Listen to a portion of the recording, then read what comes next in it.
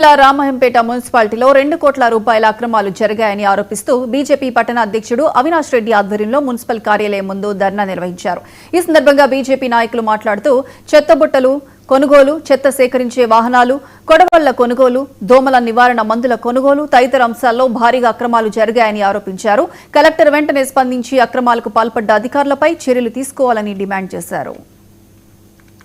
ఆధ్వర్యంలో municipal office ముందు ధర్నా నిర్వహించడం జరుగుతుంది. ఈ ధర్నా ముఖ్య ఉద్దేశం ఏమిటి అంటే మున్సిపల్ నిధులలో చాలా అభివృద్ధి జరిగిందని ఆరోపణలు వస్తున్నాయి. ఈ ఆరోపణలు ఏంటంటే బ్లీచింగ్ పౌడర్ కొనుగోళ్లలో కానీ చెత్త బుట్టల్లో కానీ చెత్త తీసుకుపోయే వెహికల్స్కే దాదాపు 80 లక్షల రూపాయలు బిల్లు పెట్టడం జరిగింది. ఈ ఒక్క సంవత్సరంలోనే దాదాపు 2 కోట్ల రూపాయల ఫ్రాడ్ జరిగిందంటే గత 5 సంవత్సరాల్లో కూడా ఎంత ఫ్రాడ్ జరిగిందో ఒకసారి విచారణ కమిషన్ వేయించి కలెక్టర్ గారు వెంటనే దీనిపై విచారణ చేసినట్లయితే అప్పుడు ఎంత ఫ్రాడ్ జరిగిందో, ఈ సంవత్సర కాలంలో ఎంత ఫ్రాడ్ జరిగిందో ప్రజలకు తెలిస్తే బాగుంటుంది.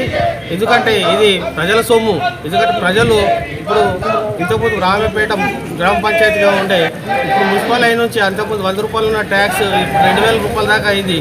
ఈ ఏంటంటే ప్రజలు ఎంతో కష్టపడి ట్యాక్సీలు కడుతూ ఉంటే ఈ విధంగా నాయకులు, అధికారులు కుమ్మక్కని ప్రజల సొమ్మును ఒక పంది కొక్కుల్లో తింటున్నారు. వీటిపై కలెక్టర్ గారు స్పందించి వెంటనే విచారణ జరిపించి ఇక్కడ మున్సిపల్ అధికారి కమిషనర్ అయినటువంటి అతను పెద్ద స్కామ్ చేసిండు. చెత్త పుట్టి మామూలుగా మన లేడీస్ కూడా పోయి ఈ మార్కెట్లోనే కొంటారు. ఒక 50 రూపాయలకు ఒక చెత్త పుట్టి వస్తుంది.